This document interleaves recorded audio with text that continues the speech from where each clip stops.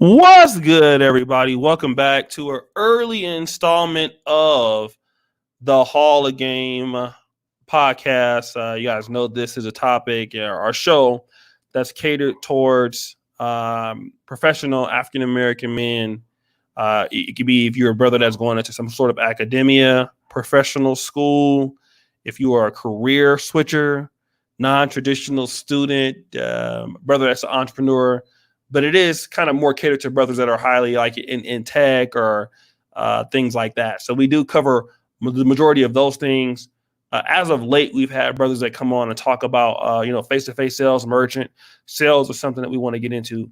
But today we're talking about something that's more in the middle, right? Where this is not a very specific stream to any industry.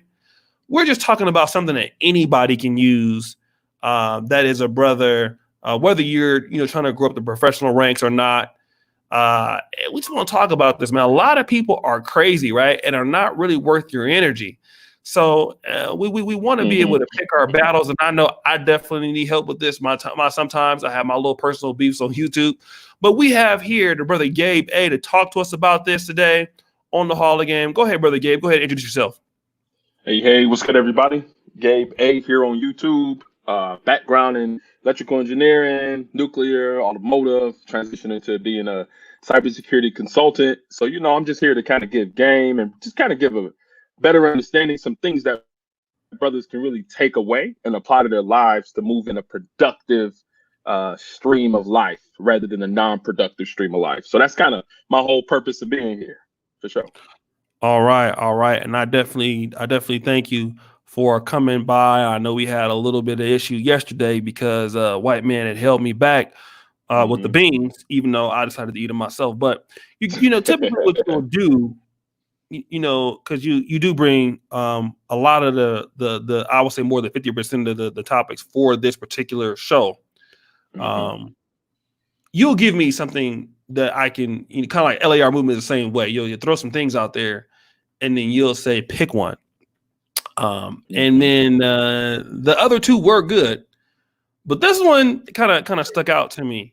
Kind of stuck out to me with really neon colors. Why are we talking about this particular topic today?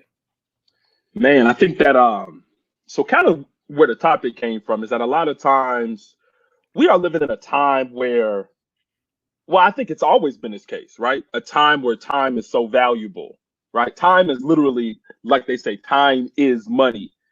And I think that the way that we spend our time, where we invest our time, and the people that we allow to take up our time can be either detractors from us reaching our goals, or it can help us move towards our goals.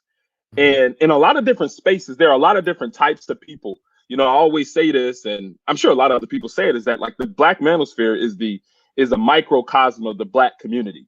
And I just remember growing up, literally hearing a whole bunch of crap from a whole bunch of people who really, at the end of the day, they're crazy. This isn't a medical diagnosis. This isn't, I'm not coming from a mental health professional perspective, but these people are crazy. Like, they have a lot of crazy ideals, a lot of crazy thoughts, a lot of crazy solutions to a lot of things in life. And a lot of times what happens is that their lives show how crazy they are. And I think that it's very important for brothers to not invest our time, for us productive brothers, upperly mobile brothers, to not invest our time in individuals who are literally crazy, who really say things but can't back it up in productivity. So that's kind of the motivation for this. Give me an example of a brother who would say something but cannot back it up in productivity. What would you say? Give me some examples of something like that. Okay, prime example, especially in the Black community. I grew up in Detroit, Michigan. Pretty much the hood of the hood. Not trying to hood way here, but it was pretty hood in the area that I grew up in. And I think there are a couple of staples in the Black community. There's one, the Black church. Two, the liquor store owned by the people from the Middle East. And I think three is definitely the Black barbershop, right? The Black barbershop is a huge staple in any Black community that you see. And I think that is a prime place for time wasters and crazy people to really get out their ideas and thoughts. I mean, literally, you can go into the barbershop Right. and you can get so many different perspectives and ideas that really haven't amounted to anything. I mean, people, there are a couple of things you can get in the barbershop. One, you can get bootleg CDs. I've gotten Right. plenty of those bootleg Yes. CDs. You can get pit bull puppies. I mean, if you want those pit bull, pit bull It's puppies true though. Right. are in the plethora. They're literally breeding them things in the background. You can get also illicit, videos. You can get pornos. You can get smack rap battle DVDs, and you can get bad advice. A whole Right. bunch of bad advice. So I think that is one of the prime places where I've received the most amount of bad advice in the Black community, the Black barbershop. Now, let's talk about this now, right? Because with the quarantine going on, some people are probably not getting as many haircuts, brother. Where do you think they're getting a lot of barbershop bad advice from? Since this is going down. Oh, absolutely. I mean, YouTube. I mean, a lot of times we get it. I mean, to ask the questions to answer. I mean, I think we're getting a lot of bad advice from a lot of these places in YouTube. A lot of these places in YouTube. And I think a lot of it is like these, because I think you described this a lot, right? The staples of the Black manosphere is pretty much yourself, kind of like the Angry Man and like Obsidian. These individuals, a lot of like you guys have pretty much provided the foundation for what we see today. I think a lot of this bad advice comes from those derivatives. And this isn't anything to be aimed at anybody, but you see a lot of trickle down effect, a lot of, I guess, copiers, a lot of individuals who try to be like you guys, but are pretty much mixing up the message, really giving a lot of bad advice on these streets. And again, it's not targeted, but I think that's one of the prime places where us as Black people who are in this Black manosphere sphere get it from, like, the derivatives of you guys. Okay. Let me shout out to Brother Wrench and guys. I got a double header, but you're definitely more than welcome to come up if you have the chance, Brother Keep It Ticky. So he says, not even 24 hours ago, I had a female I'm talking to share a Derek Jackson video with me in Hangouts. Shit went downhill from there. Wow. Let me also talk about this, right? And I'm not. I gotta talk about myself, right? Because I'm known for going back and forth. I mean, I don't do it as much, right? But every now and then, and I'm really, man, if you want to say thanking God or having people that I've never met that I do feel that care about me, I would say that you're one of those people, because you might not never say amen, you shouldn't be doing that, but your way of doing it is, hey, bro, let's just get back to the hall, or these are the topics that we want to go back. Like, I know for a fact that if I'm doing too much nigga shit, I know that I'm gonna get a Facebook message from Gabe. I know I'm gonna get and Gabe is younger than me, by the way, like by a few years. Or I'm gonna get a message from Doug. And the one thing that I want to say is, when you're in a space like this, where a lot of part of YouTube and Black YouTube is entertainment, right? We just got to be honest. Black YouTube, African content. The fact that we are some of the people, I would say, innovators in the fact that we have made professional Black male content listenable, if that's a real word, or enjoyable, or we have made it so much that we have created a content strategy that Black men from all over the world. I get guys from London, guys from South Africa, brothers really are looking forward to these streams. And something like this has really changed my platform. You guys know that I used to do the Sunday Rumble and all that. I used to have the niggas on there going crazy, and I really enjoyed it. But me too.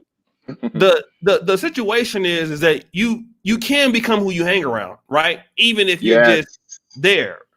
And I find myself paying attention to something that I shouldn't do. Like, for example, I got into it with he hasn't responded, and I don't hate the guy or anything. Coach Greg Adams, I want to mention his name. Everybody know that Coach Greg Adams has been going around, as you said, he's been going around selling my shit. Okay, and Coach Greg Adams is not a bad person, but he's a thief. Okay. Oh. Now, it's still the part of me being a petty ass nigga from Del Paso Heights. The part of me should have said, the nigga stealing my shit, let me leave it alone. You know what I mean? Because it's really not worth my energy. It's not like he gonna stop stealing my shit, right? I mean, he's stealing my shit. He probably not gonna stop. But the nigga in me, that's just the problem. You gotta, you're not praying hard enough, Gabe. The nigga in me just don't want to let that shit go. You know what I mean? And I'm wasting time. And I really kind of assessed it. Like, I know, because I can't be hypocritical. I'm fucked up too. Yeah, all of us. I could be doing something for the hall. I could be doing something another collab. Let this nigga steal my shit. Fuck it. But no, I gotta be a nigga. I'm giving this dusty nigga who's a thief my energy, right? And I have to, sometimes I'll make the mistake and I have to come back and say, you know what? I gotta check myself, right? I'm giving energy to a motherfucker that, number one, he ain't really bothering me outside of stealing my shit indirectly. He ain't did nothing to me. You know, let me get back to what's important. I think a lot of times as black men, we can get caught up because, you know, my ego, I work hard at what I do, especially, you know, with my content or whatever. I try to make myself as unique as possible. And, you know, we put money into what we're doing, try to up the effects, and somebody come in and try to bite your style. It's offensive, right? But at the end of the day, like, is roasting Poach Adams, roasting him up, is that a part of what the goal is? The answer is no. Yeah.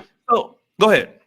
And I think that's like, you bring up a lot of good points. And in true Hall of Game fashion, we're not necessarily wallowing in what happened, but mainly really looking at solutions. That O'Shea does this all the time, right? Is that he mentioned a couple of things as you guys are listening. You mentioned a couple of things, O'Shea, as it concerns assessing if I invest time into this particular activity, what will be my outcome? Is this thing that I'm investing my time in, is it getting me to the point where I desire to go, right? Is this wasting time, or is this time well spent? I mean, there needs to be a continual self-assessment of our activities to see if we should continually invest time in certain people or certain activities. I mean, and I've been caught up in this, right? As many people think that I'm like this perfect guy or whatever. I mean, there's times that I've been sitting around like listening to certain content and individuals just talking about nothing and people talking junk about me and all this type of stuff. Like, why am I even listening to these dudes? Because first of all, and I mean, a lot of times, I mean, not even boosting. A lot of times I can see myself as being more successful than these individuals. Why am I listening to somebody that is less successful and less productive than me? Am I like really putting our mind into somebody who is not on our same path? It can cause us to degrade in our ability to produce and move forward in life. You know, so again, back to the Hall of Game fashion, not only looking at the problem, but doing this continual self-assessment to see, hey, is this something that's valuable? I think that's really where the crux is. Are you guys looking at what you guys are involving yourself in, or are you just wallowing in your current status where you become stagnant? So yeah, man. Let me before I go to brother Keep It Techie, shout out to, you know, D Darrell, and let me say one thing too, even online, right? And shout out to brother Rick Kim and brother Tony D. And even some of my buddies that's not in the Hall of Game, like, you know, like Brother Sinful, you know, a lot of times people who care about you, when you making yourself look stupid, they're going to say something. And a lot of times people can come at you. And like me, a lot of times I want to be right. But wanting to be right is not worth it a lot of times, right? Wanting to be like having it, because number one, if when you want to be right, somebody gonna say you hating. And another thing too, I kind of have a bend and don't break mentality. I'm not perfect, nobody is, right? But I like to get back to the point. And even with my life personally, coronavirus has kind of stopped some things that I wanted to do. I was a little bit depressed about it because now I got to put certain things back as far as with my academic thing. But let's get back to the point. I started back, you know, watching some study tip videos. One guy he studies like 13 hours a day. So I was looking at that. I was trying to keep myself motivated. Because at the end of the day, I want to get back to my purpose. And a lot of brothers, as long as you can remember that, get back to the purpose. And let me just say this too, right? When you're becoming more successful, and I noticed this about myself, people tend to want to come for you a little bit more. It's just what it is, right? Yeah. People come for people that are doing very well. That's just what it is. And a lot of people who are coming for you, like you said, especially in life, they're crazy, man. People will try to dox you. People will try to do things like that, for no reason. You don't know why people don't like you. They just don't like you, especially on social media. But I just want us to tell people is that it's good to have friends, right? Good to have people that you are trying to do productive things with. Try to be as productive. I mean, obviously you will make mistakes. There are times you might have to, you check somebody or whatever. I know I've done that too. But if you can have a bend but don't break mentality, get back to it. Like, you guys remember, I was beefing real hard in April. I was beefing a little bit in March, but you actually in April I didn't really beef at all for the most part. But I got back to what I was trying to do, and now I'm back what I'm trying to do, right? And I'm there all the time. So if you stay focused on what you're trying to do, a lot of times your enemies will cease, because it's like, well, he ain't paying me no attention. I'm wasting my time talking about this nigga, and that's typically what happens. A lot of times I'm learning. Even in my, sometimes you already know these things. You're like, okay, like, I'm gonna say this. I'm gonna be along with it. Paul had a scripture in the Bible. He says that the things that I should be doing, I find myself that I'm not doing, and what I shouldn't be doing is what I find myself doing the most. And we know that if we ignore certain things, it'll go away. But being a nigga is a drug, and it is. It's a drug, man. It's like crack, and you will be involved in some stupid shit that don't make no sense, and you will find yourself giving energy to a motherfucker who not even 10% of what you are. Yeah. And now you find yourself down there with them, right? And it could cost you a mistake. So, try to get back to what you're doing and leave them, other motherfuckers alone. Go ahead, take you.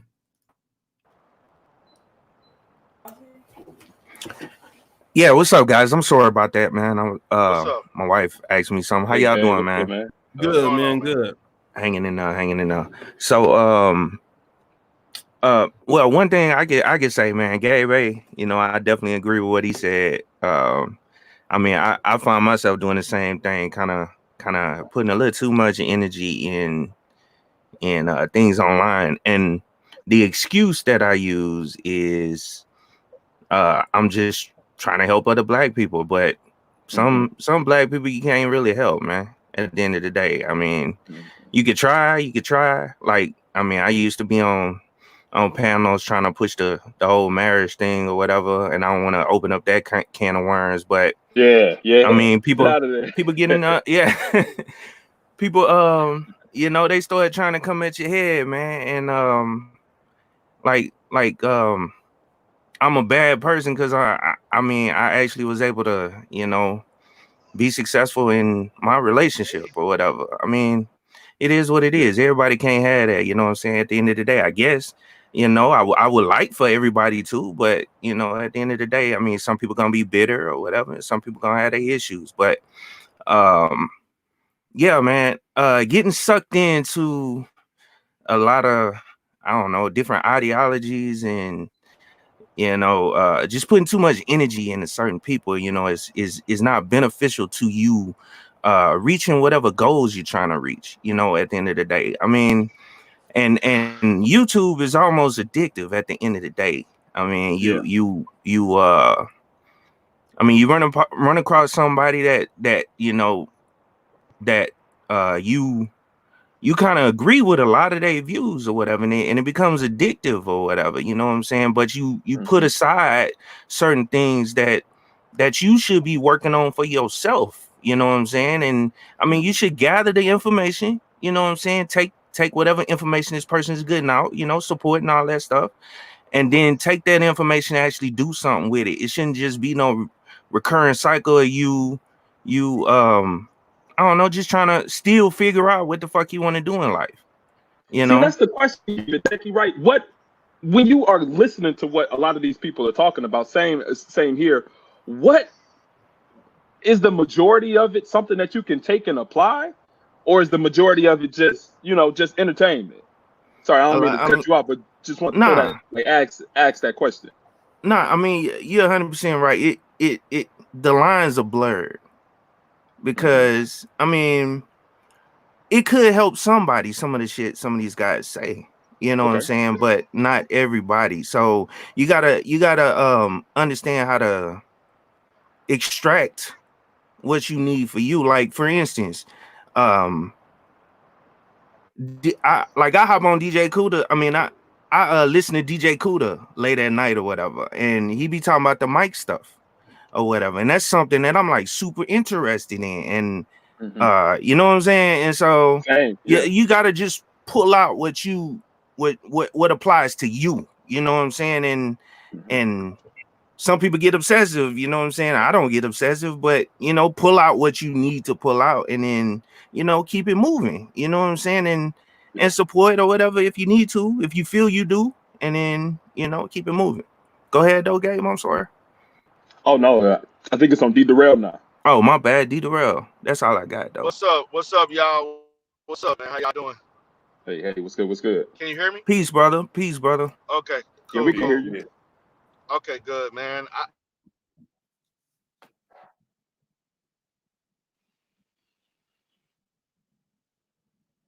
been profession for now moving towards 20 years. With therapists, we got what we call burnout. And when you go into burnout, when you burn out, it's basically a state of you overexerting yourself in an attempt to help other people, and where you're spending a great deal of time trying to help others and you're neglecting self-care. And so sometimes and I'm not saying, people or anybody on here is guilty of that, but that is a situation where you only can realize you can only do so much and that you can't help everybody. You just can't. And you have to be, uh, your true energy should be towards those who openly want to help, who openly want to learn, who openly want to change. Because if you try to exert too much energy towards others, it's going to be a losing battle at the end, and you're going to be, sometimes you can second guess yourself and think maybe I should have done something differently, maybe I should have interactively different and so forth.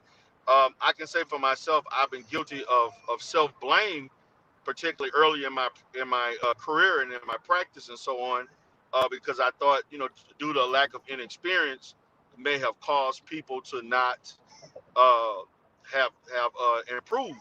But as I became more experienced, and then talking to those who were more experienced and helping me out and giving me professional advice on as far as a therapist, you learn that, and sometimes it could be you, but in most cases Is he timing out? Yeah, his sound is going in and receptive. out. Oh, okay. Can you hear me now? Go ahead. Yeah. In our community, there are just some people who are not willing to change or don't want to do the work to change. And change requires work. And not everybody is up to doing the work. So I just want to just kind of give that perspective on that. But you can only do so much as one person. Okay. Okay. No. Great points. And let me shout out Yeah. to the BLS Holding. Shout out to the brother. If y'all need an interview practice, check out biginterview.com. A great tool for interviewing and recording stuff. Oh, wow. That's awesome. My supervisor is a crazy Oreo, bro. I'm learning from this 5-degree heaven before I go, though. Just glad I got a few interviews lined up so I can dip out. Thank you, brother. Appreciate you guys for there. Brother Hatchet, go ahead and drop some knowledge on us, brother. Hold up. I came in a little bit late. First, I hope everyone's doing well. Hope you guys are well out there. What was the question? Absolutely. I guess the question was on the subject. You guys hear me okay? Yeah, we can hear you now. I guess the question was about the subject, just as it concerns listening to certain people, listening to certain content, and not really and being able to evaluate whether it's something that can contribute to you or not contribute to you, and just the pluses and minuses of that. Gotcha. Okay. All right. So step one, if you are trying to get out of a funk and trying to just recreate yourself, your mind, your soul, your spirit, your finances, you have to really be on blackout mode.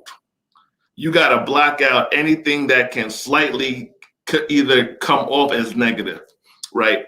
It's kind of like when you're sick, you got a cold or a flu, and you go outside too early, then you get sick again, even though you were getting better. So a whole lot of us, even space like this, entrepreneurship, personal development, Black manhood, all these things are newer for us to talk about collectively. So a lot of us is our first time with this kind of awakening. We have to guard our minds and spirits on a whole other level because we are just starting to get better. So there are a lot of people who we can't talk to right now, a lot of things we can't watch right now, and a lot of energies that we can't take in right now. So it's a very crucial time for your energy, man. Very, very crucial time for your energy, and we have to guard it. And in terms of YouTube, real life, man, we gotta guard it with our lives. One of my best assets is my energy. So if I spend too much time listening to people who are habitually down, and I don't mean like a rough patch. I mean like this is a decade of you consistently being on some nonsense fuck shit. I'm gonna go down. I go down. My money goes down. My money goes down. I'm not serving my customers and clients good enough. I'm not helping out my family members enough. So it's important, man. Be on guard with your energy. Be on guard. Let me also get in this, right? A lot of times, even on the social media spaces, there are some people who are talking about stuff, and they're not necessarily like aggressive or messy, but they simply just don't know what they're talking about. That's just really what it is. Yeah. And so that's another if you want to call somebody being crazy, that happens too. You have a lot of people that are here on social media spaces, and Brother Gabe, actually that was a topic, using YouTube to wasting your time not learning anything. I can say that this platform, not only can you make money on YouTube and build a network, but YouTube is such that it's a very powerful educational engine. Any subject you want to learn on here, biochemistry, shout out to Mook's Biochemistry. I learned, when I was in, I could go back and look at my medical lectures, and I could see stuff for free, right, on YouTube that explain certain pathways, and these are the things that you have available. But a lot of times, a lot of Black men consume things from people that, number one, it's not beneficial. There's no solution to it, or there's nothing you can apply to your life and actually use it. And then, unfortunately, for some brothers, we have people on the platform that just don't know what they're talking about. This is what I would like to say for brothers that are using YouTube for whatever it is that they're saying. Try to vet the people that you're watching. Some people, it's just entertainment, right? But you have other people who will try to say that they're this or they're that and stuff like that, and it can't be verified. And if you're consuming that information from people, because you have your network marketing kind of people, not to say all of them are bad, but people are all coming to the conspiracy theories people.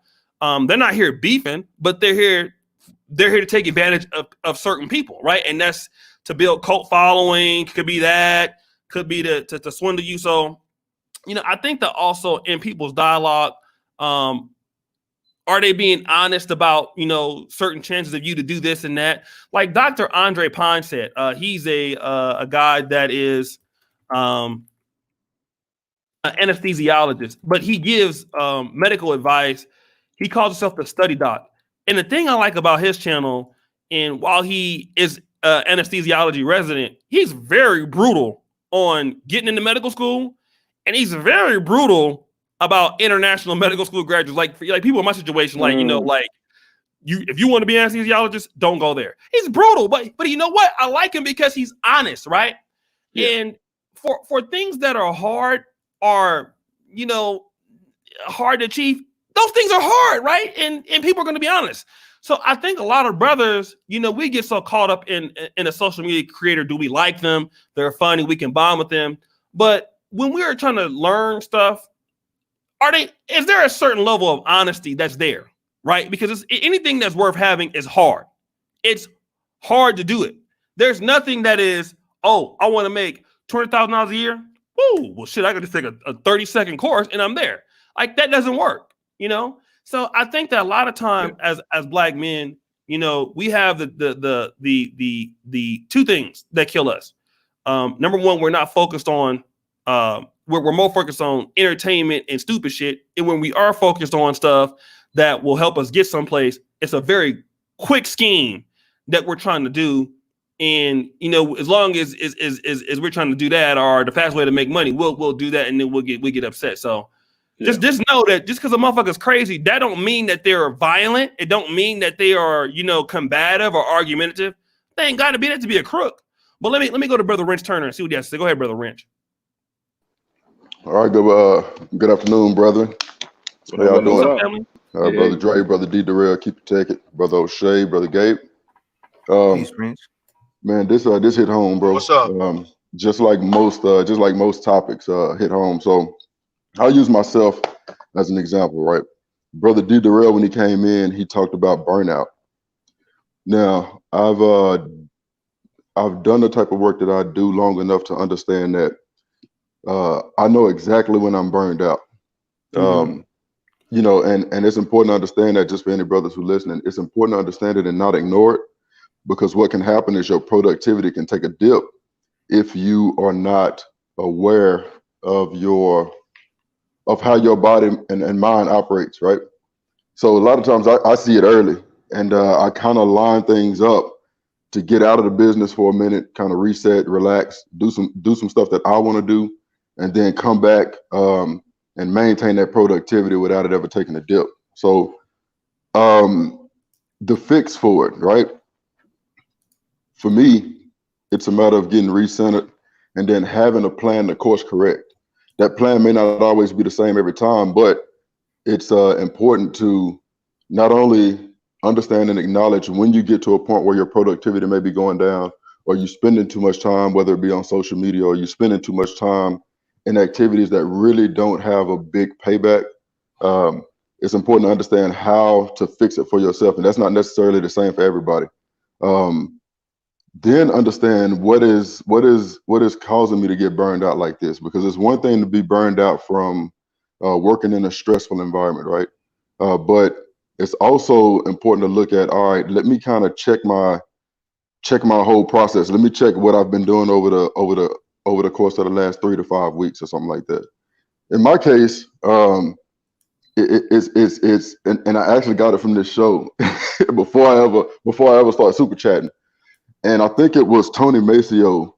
It talked about when you get into a dip as far as women are concerned, right?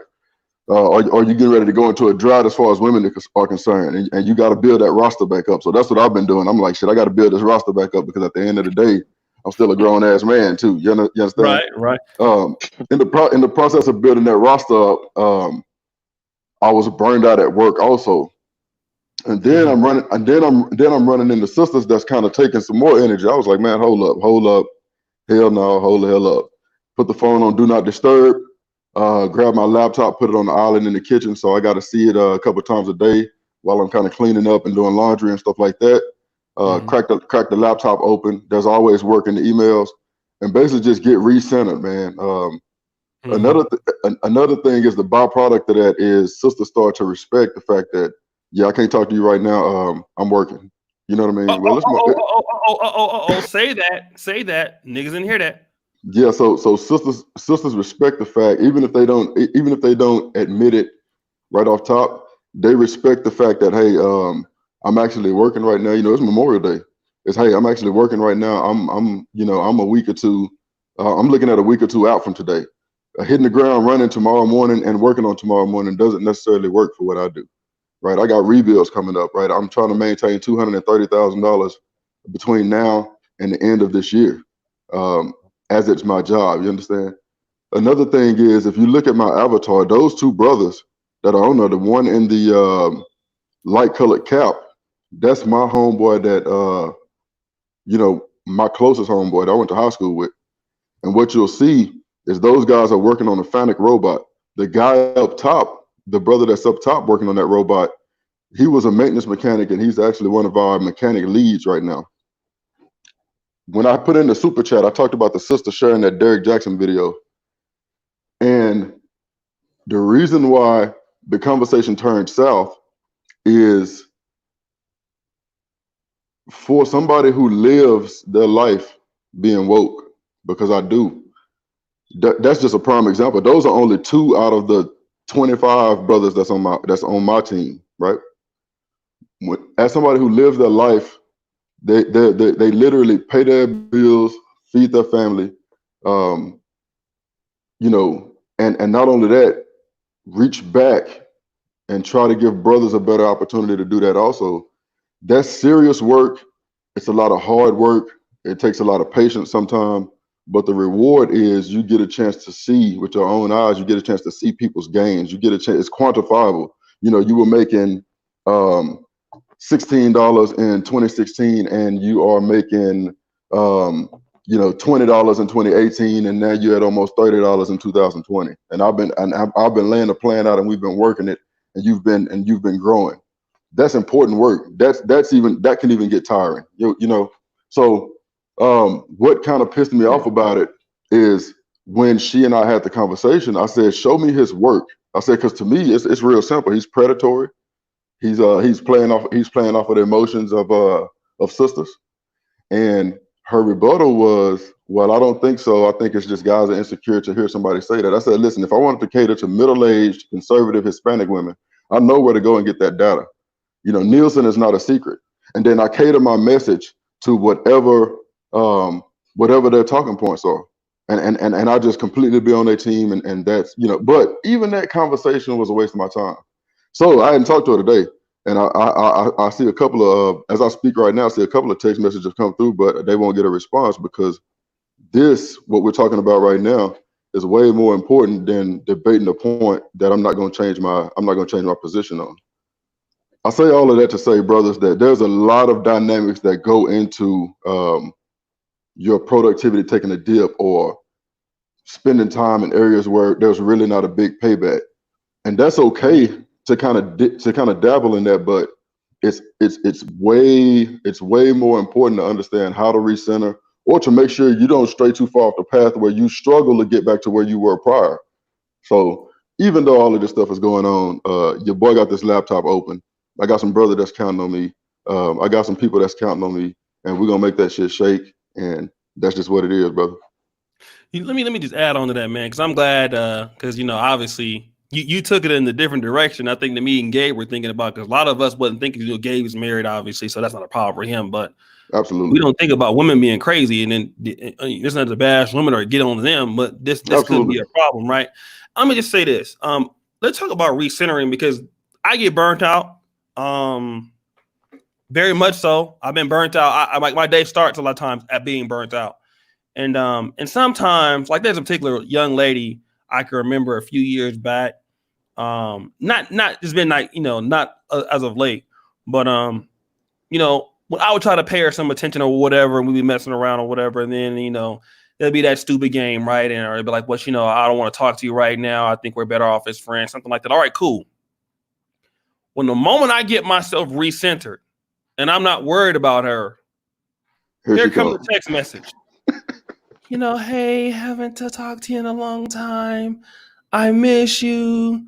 Hope that we can hang out. And this is, it might not happen for a lot of you guys like this, but one thing that's beautiful as a man is once you get, shout out to Brother Caesar, once you get the focus. And I was watching a guy that's a medical student at St. George's College in London, and he's in the 6th year. And he actually streams his study sessions, right? That's something that's popular amongst nerds. People streaming their study cram sessions on YouTube. I would never do that ever, but people are doing that, right? Once you get to a level when you're so focused on what you're doing, it takes over you. I've been there in basic sciences where you're there and you're so focused on the work and you're so ingratiated on the plan and everything is blocked out. I mean, your phone is put up. You're not on the phone. You're not, you turn your phone off. You're studying 50 minutes. You're taking a 5-minute break, back to studying 50 minutes. And you get to a level where you're mastering this knowledge and everything is fine, right? And then once people know that you're there, here comes somebody like, oh, by the way, I miss you. And it's like, oh, damn. You know what I mean? And for guys, and don't get me wrong, it's hard to keep operating at that level all the time, right? Because brother D. Darrell talked about burnout, right? And but that resetting thing, you can fuck your reset up going back to something that you know it's not gonna be worth it, or making an exception for too much. Like I said, I do have a bend but don't break policy, so I wanted to just mention that and add on to that. Anybody else? Yeah. Go ahead. Don't let your focus go for anybody else. Now that there is balance is important. You have to have some balance.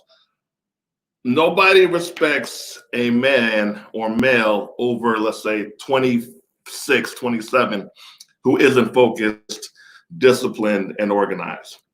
A quality chick won't respect you, and quality dudes won't want to hang around you. Facts.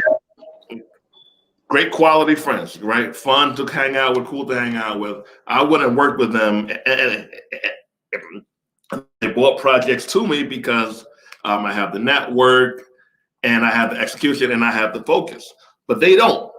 So it was a nah, man. I can help you with this. If you do X, Y, Z, I'll help you get the word out. But me putting my time and effort into these things was an automatic no. And this is a respectful challenge to any brothers or sisters watching this. Gauge your level of concentration and your level of focus. Nobody's going to want to hang with you. So if you are working on yourself and you got a lady friend or a few of them, man, listen. They want you to be at your highest level. They might say, oh, you don't have time for me. You don't have time for me. You're better off hearing that than hearing that you have too much free time on your hands. I would rather hear that than you have too much free time. Why are you always free? Like they want to, what they call a shit test. Like they want to see what you got going on. And for me now, I can go hardcore for 2 or 3 weeks and I can have 2 or 3 weeks off because I have that much control over my schedule as of now, but it took me years to get here, years of being lackluster, years of working on my focus and discipline, and I ain't letting it go for shit because I didn't even like myself when I was in that predicament. So keep your standards, have some flexibility in there sometimes, man, but you do not want to be a grown-ass, unorganized, undisciplined, unfocused man. It just ain't cool. Yeah, I was going to jump in there and give a little bit of perspective, something that brothers can probably use right now in order to really evaluate where you are as it concerns your focus on the YouTube platform. One thing, go to your YouTube homepage, press home, and see what your top views or the type of channels that are showing up most often. Are those channels pretty much like gossip channels?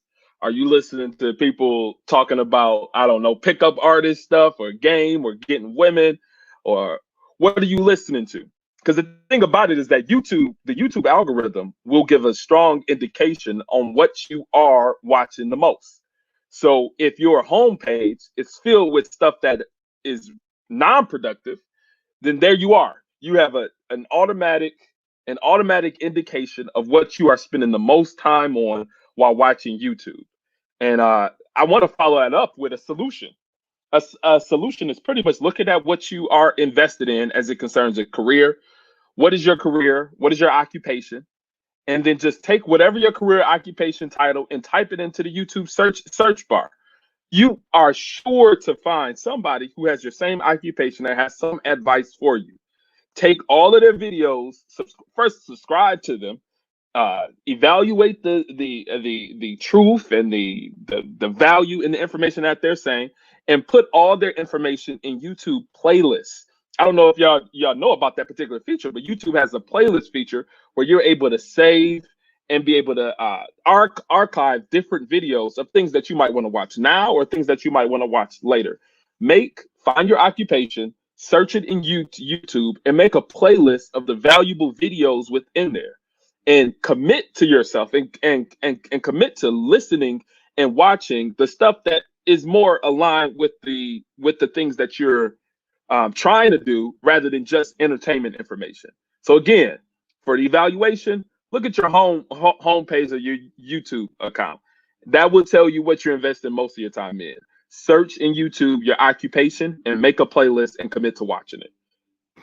And if I could add to that, man, I'm glad you brought that up, Gabe. Man, that's some good information, bro.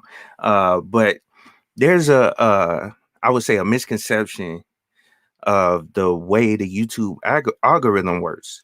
Is really individualized. And based on what Gabe Bay just brought up, you know what I'm saying? It's based on what you have watched in the past. And so in order to fix that as well with what Gabe said, is go through and clear your history. You can go to your history and you can go through and clear your history of the fuckery that you have watched in the past, or you may try to may want to get away from watching, you know what I'm saying?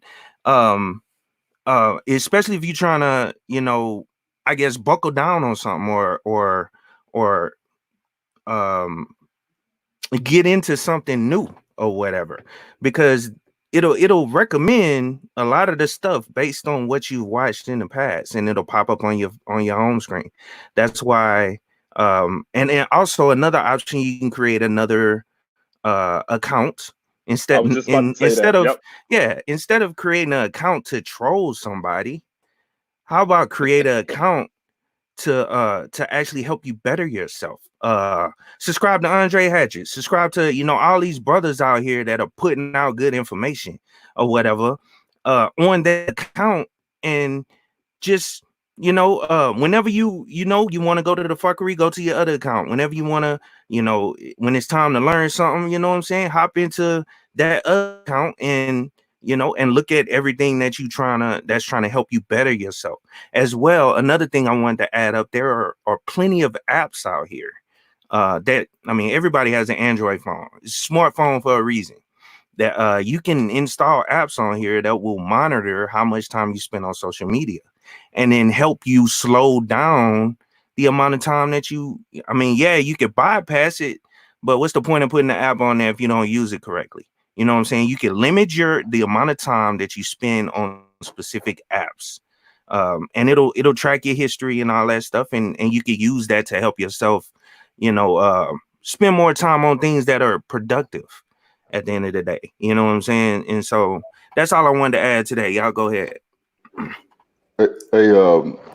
Excellent points across the board. Another thing I wanted to mention, and I would say over the course of the last 5 years of my life, I've been really blessed to be able to notice certain things. So one of the things that I just wrote down as you guys were talking through your points is you are who you are, right?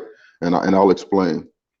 So I was talking to a guy, middle-aged white guy, at Home Depot yesterday, and through the course of talking to him, he kind of stopped mid-sentence and he said, "Hey, what is it that you do?" Right? Because our conversation, I was well versed in what I was talking about. I was actually looking for some couplings for a new air compressor that I just bought. And he said, what do you do?" And so I started talking about it, and before you know it, we're standing there in the aisleway talking for 45 minutes about manufacturing and about a business. You know, he come to find out he has five businesses, all of them in kind of different industries. So you have certain signs along the way that are always going to remind you of who you are. So, and just to kind of simplify it a little bit, when I went to Home Depot, this is for something that, you know, this is for my garage, for my shop. But this guy is almost like a reminder. Hey, what do you do? All right, let me explain what I do. Self, understand you're explaining to this guy what you do. So make sure you maintain the efficiency in what you do. Anything that's not productive and centered around what you do, take a closer look at it, right? So little bitty signs like that, stuff that comes out of left field. You can call it divine intervention. You can call it the good Lord. You can call it the Most High, the Creator, whatever the case may be. I more or less call it, the vibes of the universe, right? If you're doing what you're supposed to, you're gonna always have certain things that recenter you, if you know what signs to look for. So that's another point I just wanted to touch on. I won't hog the mic too long, but there are always signs along the way, if you can recognize them, that'll get you recentered. That's good stuff. I'm gonna get roll for a Darrell was trying to get in. Yeah. Oh, but hear me? Hello? Hello? We Yes, hear you, sir. fam. Okay, good. Other point that I was going to make is that, as you was talking about the apps and so forth that can track things and so forth, and in regards to you exerting energy towards certain things, I think that it's also good. And this is something that I utilize in therapy and so forth, is that you track your short-term goals and achievements. Because if you're in risk of burnout, or let's say you're just exerting certain amounts of energy towards a variety of different places, it's good to do somewhat of a monthly, 3 month, 6 month analysis of those goals and those achievements to kind of highlight how you can move forward in life, and particularly within whether it's YouTube and life or your business and so forth. I think it's a good idea to kind of, jot down and look at your daily goals, daily achievements, weekly, monthly, so forth, but just kind of do a reassessment every 3 to 6 months. I think that can give you a good illustration day to day in regards to how you're spending your time, what you're doing, what is productive, what is non-productive, and how you plan to move forward. So I just kind of wanted to do that, because what you're pretty much doing, you're making the most use of your time, and you're kind of having a better view of how you're utilizing that time and energy towards certain areas. So just wanted to kind of talk about that, added in there. Yeah.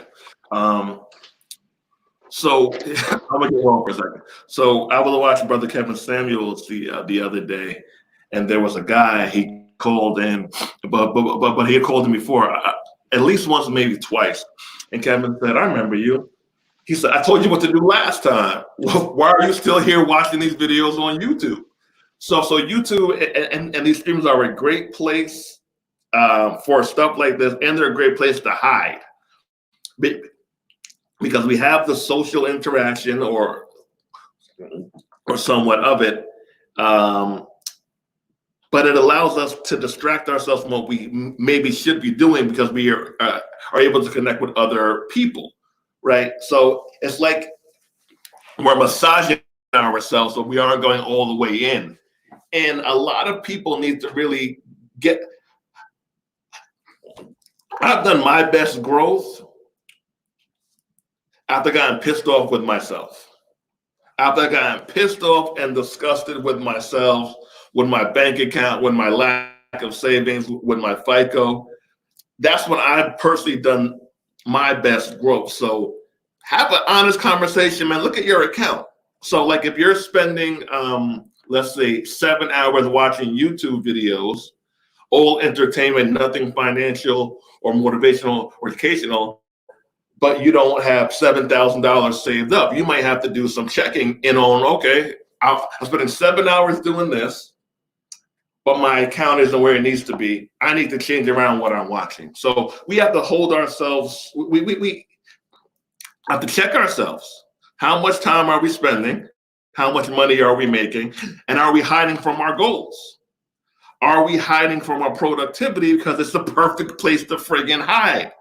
Perfect place to freaking hide. So we got it. When I was working myself out of a rut, I had a couple of ruts in my 38 years, depressed, down, all that bullshit. And it was solely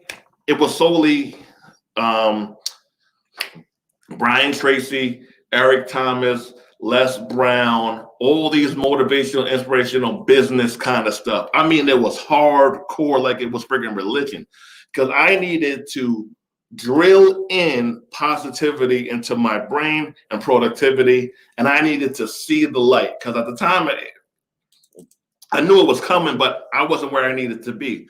I had to over friggin' do it. So, I mean, now I could watch some stuff that's not the most educational, for some quick laughs and some quick jokes. But at the time when I needed that medicine, man, I was going all in with that medicine. It was positivity out the kazoo, and I needed it. So know what you need, and don't lie to yourself, man. Don't get on here, hide out, and watch everybody else making moves, and you're home just not being who you need to be. Cut that shit out. Go all in on yourself, and then reemerge and have some more fun then. Hey, brother Anto, repeat that part where you talked about don't lie to yourself. That's the first step. Brothers, listen to that and take that shit into your spirit. Come on. So we lie to ourselves. I lie to myself. I thought I was more productive than I was, because I was comparing myself to people who were less productive than myself. Till I dated this woman. She was like, you hang out with these guys and they're cool, but you should be hanging out with those guys. And I was like, at the time I didn't want to, I'm like, what are you talking about? I was like, but I have to look at my account. Yo, your bank account doesn't lie to you. It tells you exactly where you're at with it. I was like, damn. She was like, I expected more of you. I was like, oh shit. I did not want to hear it. It was not a fun conversation, but it was raw. It was raw. And that was one of those pivotal moments. We could compare ourselves to whoever we want to compare ourselves to. So people say, don't do that. I mean, like, man, listen, have some kind of measuring bar for your life. And I thought I was doing good. I thought I was doing good. I was doing good for somebody else. I wasn't doing good for my own freaking standard. I wasn't doing good. I wasn't doing good enough for my own self. But I needed her to kind of put that mirror in my face, because it's so easy to compare yourself to somebody who's on a lower level. Are you comparing yourself to your highest level or somebody else who's on a higher level, right? And so people say, and I actually believe this as well, like run your own race, man, but sometimes you need somebody else as a bar. Sometimes you need some physical person as a bar to say, I need to get there. I need to get there. So hiding in your own thoughts, hiding on your own bullshit, it's so comforting. It's comfort. I feel comfortable doing this. But it gets you nowhere. It gets you nowhere. So get that tough love. And if you aren't giving to yourself, man, have somebody else give that shit to you, man. Because it ain't no fun in there. It ain't no fun. And you have years pass you by. You're like, damn, man, I didn't get anything done this year. I didn't get anything done this past 6 months. Yeah, man, it ain't the way to go. It ain't the way to go. Like an accountability partner or something like that. Yeah. But not somebody who's a loser friend. So here's what a lot of people do, right? Facts. Is they try to hook up with somebody who's a loser like them. That's not the way to do it. You get somebody who's doing better than you. You pay them, say, hey, look, I got these goals. I need you to help me get them. And you join a program or you simply hire someone who's getting shit done and say, hey, look, how much would it cost for us to talk twice a week or once a week for me to hop on stuff out my goals? Do not try to form a pact with another subpar person. You want somebody who's getting stuff done. 2 subpar people is dangerous. It rarely changes things. Get somebody who's doing better. And pay them.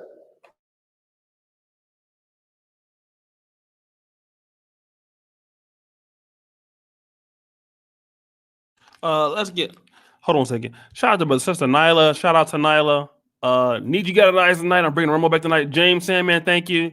D. Anderson, 2015 divorce and I focus on 1,000% on meaning paid off. Peace of mind and prices. I talk to anything unproductive. Respect, brethren. I had to go to the little boys' room. But go ahead, guys, like the video if you're coming in here. Let's go back to Brother Josh and then go to Brother Gabe. And I want to change the topic up a little bit. Y'all get the likes up. Go ahead, Brother Josh. Keep taking. Hey, Gabe, you go ahead, man. I was about to say, man, I don't really have nothing else to put on that. I think the brothers have said everything. So, OC, if you want to switch it up, yeah, you can. Let me talk about this, right? Because here's one thing that I have noticed, right? You do have crazy motherfuckers who are also very productive. So, like I think for the sake of this podcast, wait, like crackhead? No, I mean even if you look in history, like Winston Churchill was, I mean, as good as a prime minister that he was, and he was fucked up, and he was a drunk. So yeah, here's I was named after him. Odd story. I was named after him. My middle name is Churchill, and my dad's name is Winston Churchill. Oh, wow. Okay. Well, yeah. You really gonna be messed up when you get older. I'm just messed up. I'm not fucking with you. But I want to talk about this, right? Because I think what we've been associating with is, okay, people who are crazy, and these people are typically less than you, which that is true. You also have crazy motherfuckers who are above you, and we gotta talk about that because I mean, for example, I read some shit about some billionaires, and some billionaires are fucking like the things that they do and how they deal with people. Like, you know, for example, I think I was reading like one of the security guards talking about he worked for Kanye West. Said, man, you would never want to work for Kanye West. I mean, another place for this is like Michael Jordan. Some people just hated being around him, right? Because of just some people are so good at what they do and they're so talented. They're at such a high level than everybody else. For even hardworking people, it's like, fuck, right? So let's talk about the opposite spectrum of this, because what we've been doing is, I think the connotation here is, all right, I've been working with people who ain't shit. I mean, it's easy to call those people out, right? But we also got to talk about, there are some psychopathic motherfuckers who are lawyers, who are doctors. I mean, it's just not underperforming people who are crazy. So let's just get the scenario here. What about you have people who are upper management, are professors? I've had them before. You try to stay out of their way because you just want to pass.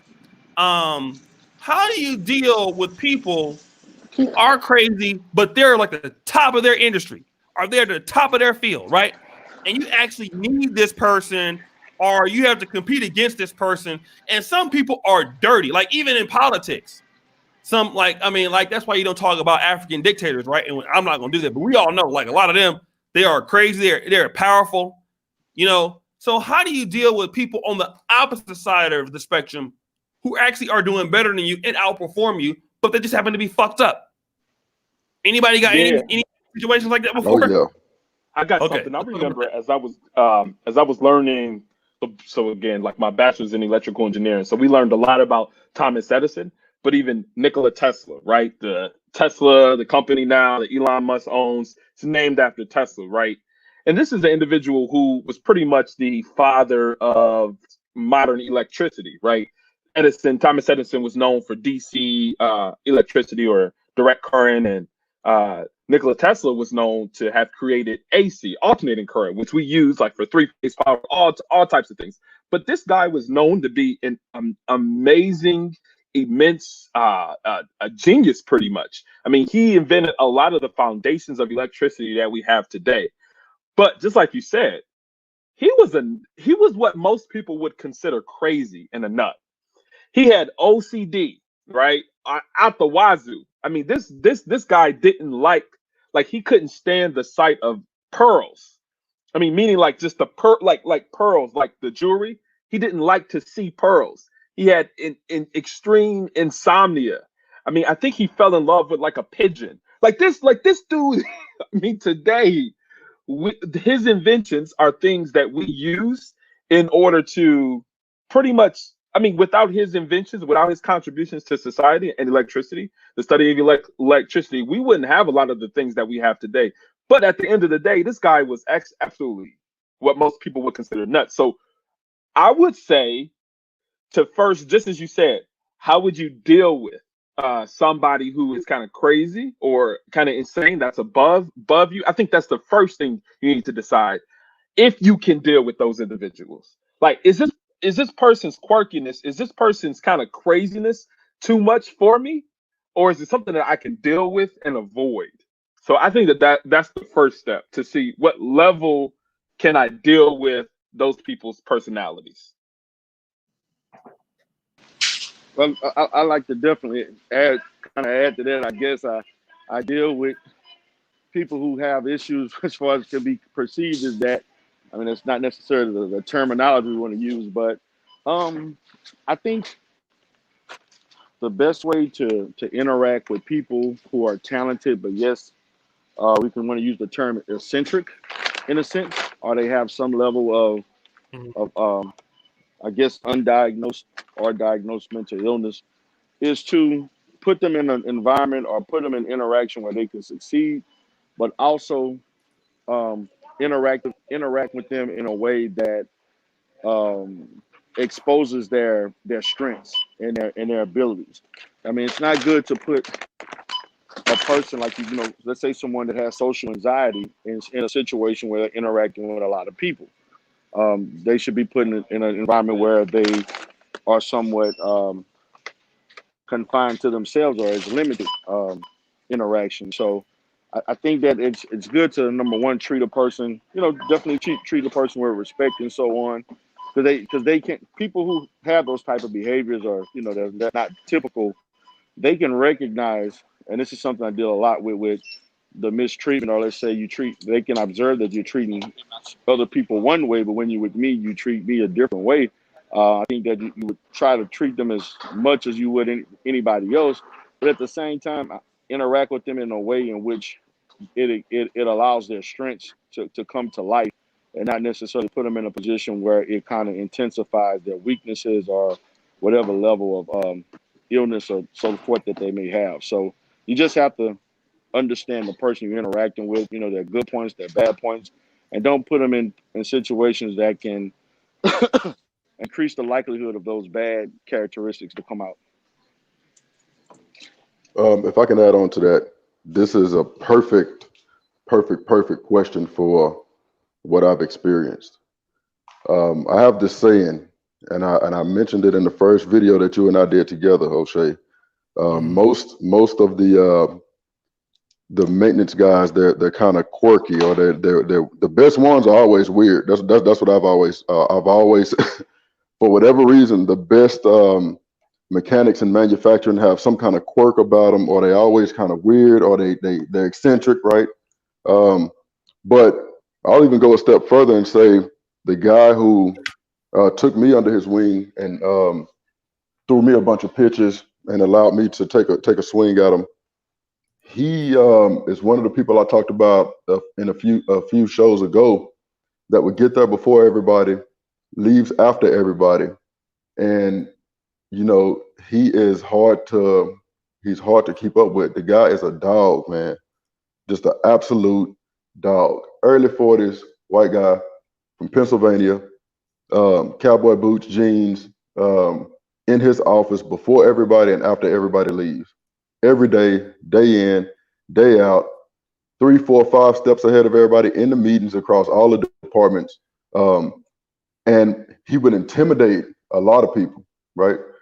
But in me, he saw something that would allow me to step in his office and sit down and have a 30-minute conversation. And now, knowing what I know now as a manufacturing manager, that means a lot, to take 30 minutes out of your day to talk to a guy, or to mentor a guy, or to say, hey, you can stay in that department that you're in and be comfortable, or you can come back out to the floor and do some good stuff, right? But he's one of the ones who was, or even to this day, the guy is just a dog, man. Like you rarely can beat him to the punch. He asks questions that he already know the answer to, but he's really eccentric in the sense of his work ethic. Like, has a full family, but he's always inside of the plant, rarely on vacation, just eat, sleep, and shit manufacturing. when Brother Gabe was talking about Nikola Tesla and Thomas Edison, and I know he'll probably laugh when you hear this, but you think about when what Thomas Edison fried that elephant just just to prove his point. You know what I mean? Right. This guy that I'm talking about, and I almost called his name. This guy that I'm talking about, we had a quality manager who, across all different beverage companies, everybody knew this guy. He was the pinnacle of what they were looking for as it relates to understanding HACCP, understanding FSSC audits. I mean, he was just really knowledgeable. But this eccentric guy that I'm talking about, who's now our regional VP, fired him. Fired him, got him out of the plant, and brought in another guy who's actually my boss, who's just as sharp, if not sharper, than the guy that everybody in our industry knows. So it just goes to show, when he fired that guy, everybody was like, "Oh man, quality is gonna go down," so on and so forth. Man, I mean, like clockwork. The guy who was in that position left. The guy who's now my boss came in as a quality manager. Super smart. I mean, he understood all the way down to the ingredients inside of the batches. And this is from a guy who, this is 3 or 4 levels below him, but he understands sodium metabisulfate. He understands how long certain stuff can sit on the shelf. He understands, where the allergens go. The allergens shouldn't be sitting on top of, the non-allergenic stuff, right? And he moved through the business fast, brought me along. I brought a lot of the guys that, like I said, the guys that are in my avatar. These guys are reaching back, grabbing guys. So even though those eccentric people are kind of one-offs, and for the most part, everybody is kind of even keeled. Those guys, especially if they're in upper management, they're there for a reason.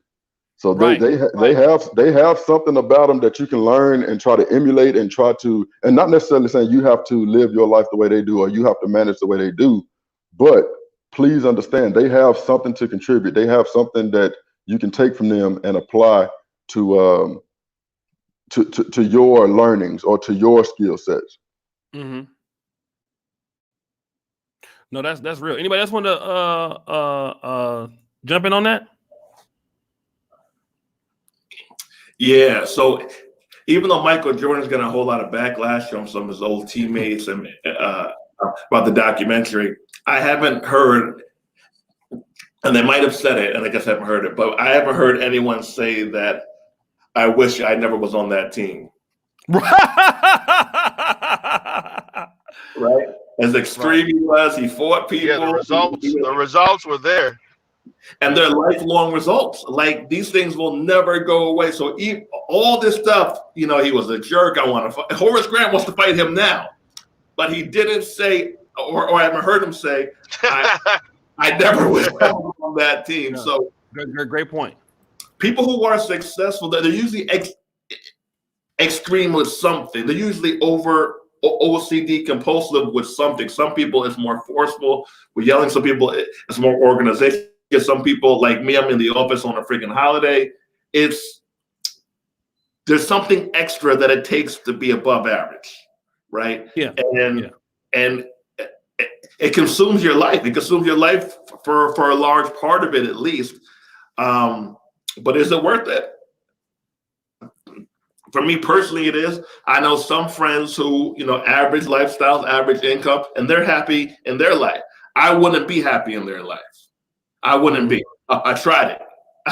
I tried to minimize my goals and my ambitions, and I just was miserable. I'm like, what the fuck am I doing? Like that? That's not even me.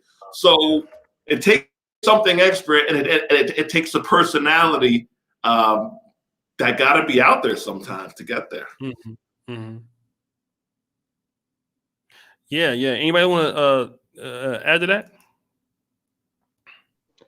Real quick. That's definitely. Oh, go ahead. Go ahead, brother. Go ahead. Oh, what I was gonna say was that in a lot of situations, particularly with CEOs and high level people that are successful and so forth, in a lot of research that focuses on those people in those particular situations or high intellectuals, there is some level of I'm not going to say mental illness, but they will have something, I would say, not typical of behavior of most human beings that set them apart from others. For instance, a lot of CEOs have some level, or let's just say features of obsessive compulsive disorder, so to speak.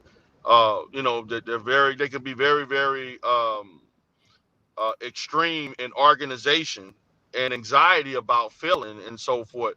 And I'm not saying it's the full blown disorder itself, but they have a little touch of that kind of makes them great. It's just enough that they can be functional and excel at a high level, but not necessarily at a rate that will hinder them in their productivity or ability to function at a high level and so forth.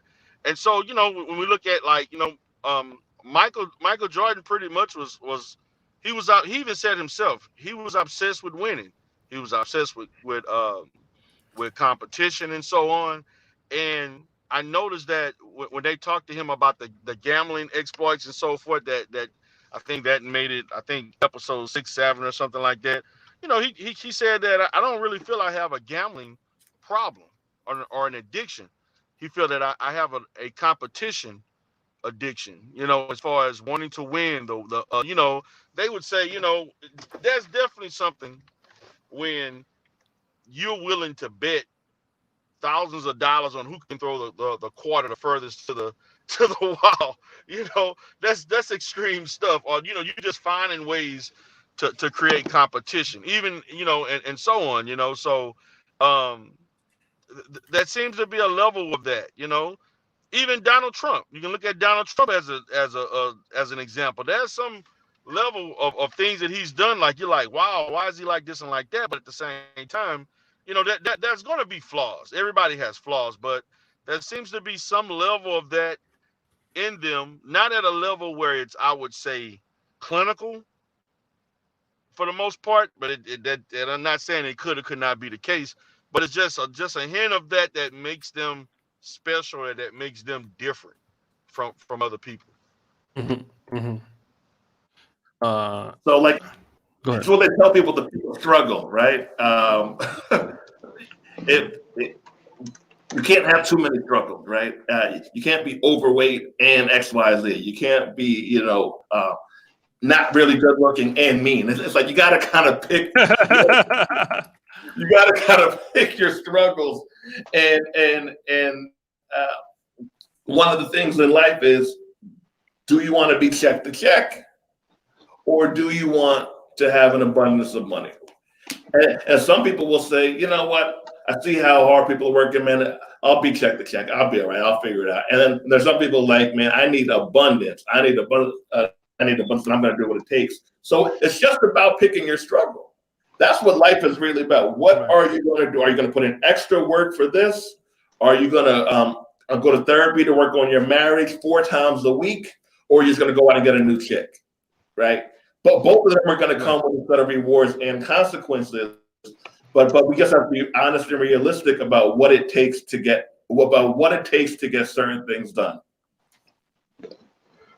What I also say, to touch on that, is don't run from these people either, right? Don't be intimidated by them. If you feel like you're gonna get your head bit off, it's not gonna kill you, right? Your first interaction with them may not be ideal, but as I said, those folks are in those positions for a reason, and it also gives you an idea of whether or not you want to you want to take the plunge. All right. So, don't run from them. Don't be fearful of them. Don't avoid them at all costs. Because one of the things they'll test you. at some point, they're going to come across you. Yeah. They're going to stop you and ask you something about your process. And you should probably know it, because the conversation of you not knowing something in your process is way worse than asking the wrong question. So don't run from these individuals. Try to understand that they may be taking on something that you're not familiar with, or that you don't quite understand. But try to get an understanding of why they are the way they are, And you have to have people like that, man. Especially if you're inside the same building with them, you know, and you see somebody moving up fast like that, and they're real eccentric like that, and they have little crazy little quirks, and they, you know, at least have a conversation with those folks, or have a few conversations with them, and take those mental notes. You probably don't want to be there with a notepad, kind of taking down everything on your first meet, but have a conversation with them, and then if from that conversation you feel like, okay, they're sharp, I can probably learn from them. Ask them, you know, hey, next chance, you know, whenever you have a chance, man, I'd like to speak again. And then you bring your notebook and your notepad and have your questions ready as it relates to you growing, and then take that information and run with it. Because if they take that time out to have a conversation with you, trust and believe they're going to double back to see if you are putting that stuff into practice, because that time is valuable. Right.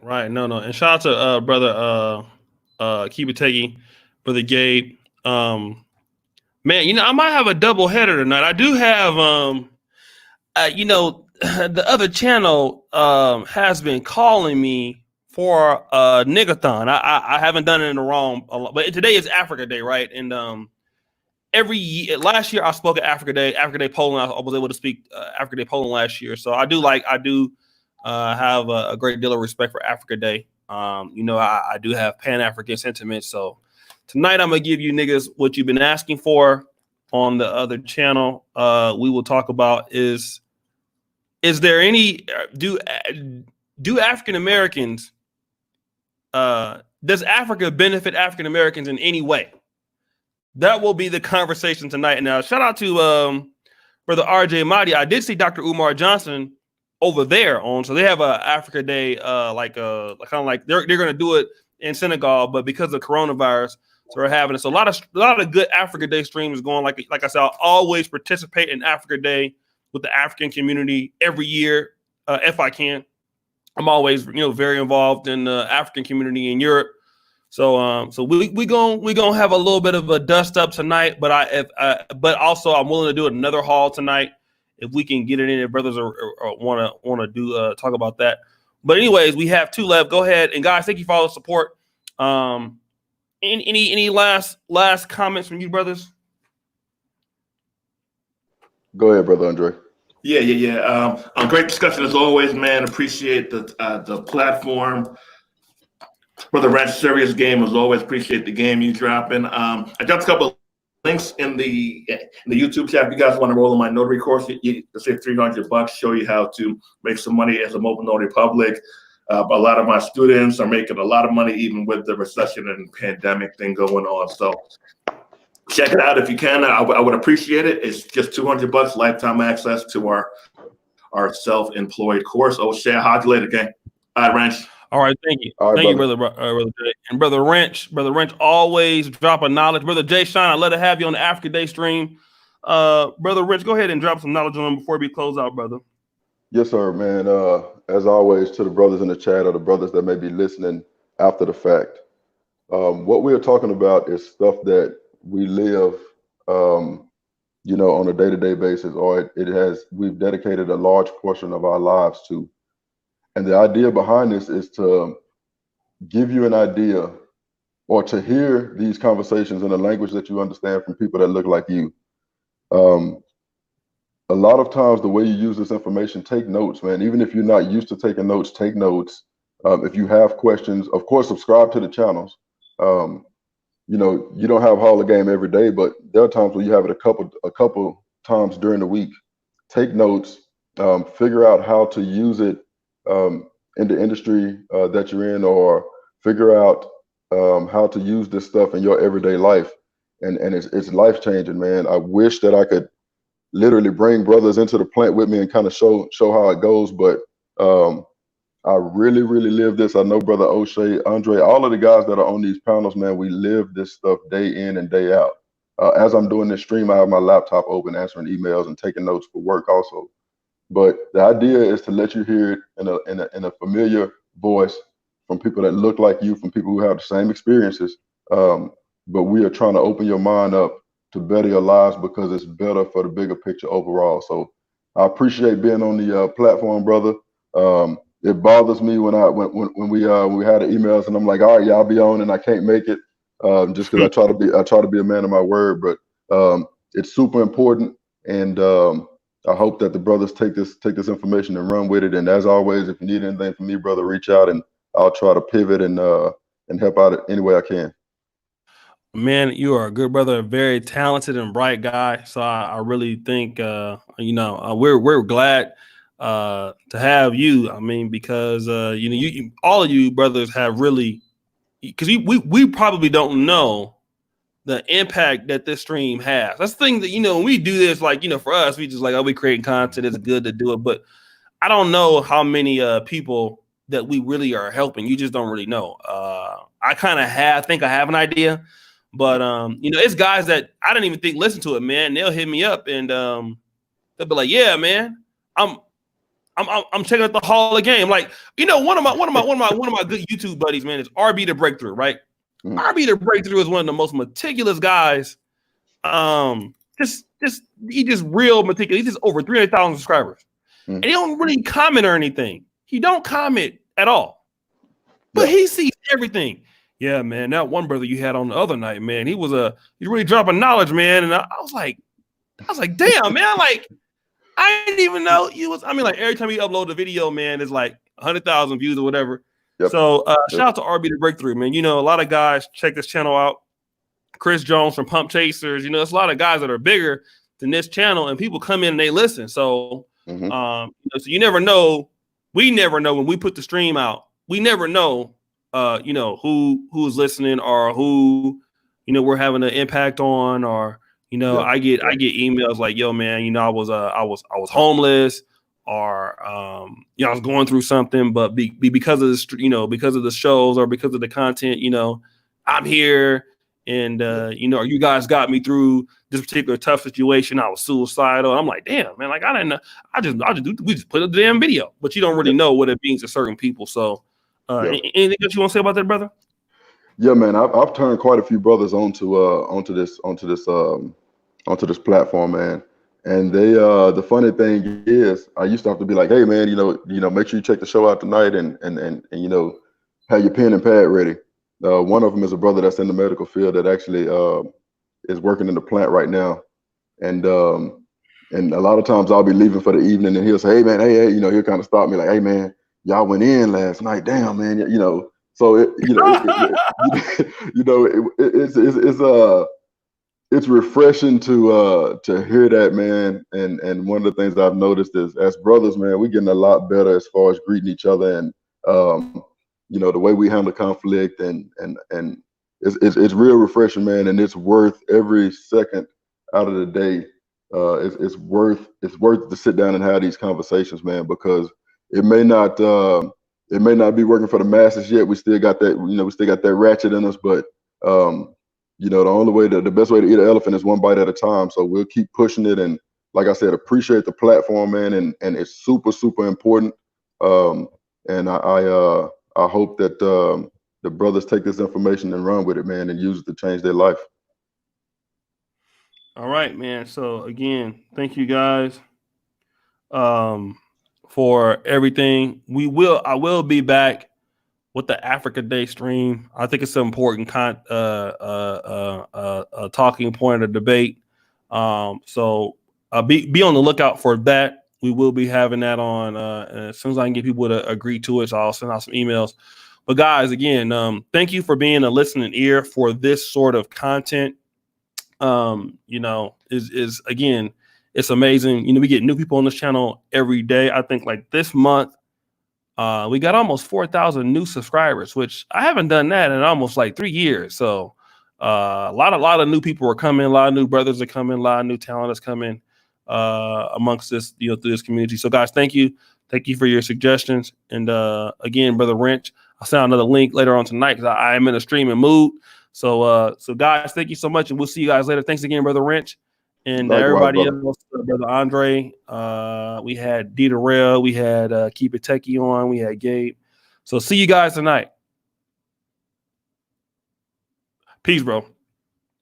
All right, brother. Be cool. Y'all be cool. Peace, bro.